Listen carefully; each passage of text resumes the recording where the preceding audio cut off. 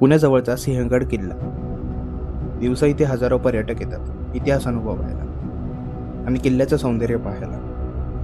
पण स्थानिक लोक सांगतात, रात्री उशिरा इथे थांबण्याची चूक कधीही करू नका, कारण मध्यरात्रीनंतर किल्ल्याच्या तटबंदीवर कधी कधी पावलांचे आवाज ऐकू येतात, जणू कोणीतरी जड बूट घालून हळूहळू चालत आहे.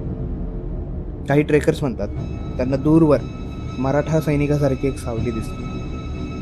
तो किल्ल्याच्या कडेला चालत होता, जणू अजूनही पहारा देत आहे.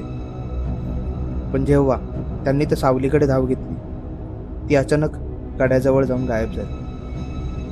आणि सगळ्यात भयानक गोष्ट म्हणजे त्या रात्री त्यांच्या मोबाईलमध्ये पावलांचे आवाज रेकॉर्ड झाले होते, पण व्हिडिओमध्ये कोणीच नव्हतं. कदाचित तो सैनिक अजूनही तिथेच आहे आणि सिंहगडावर अजूनही कोणतरी पहारा देतोय.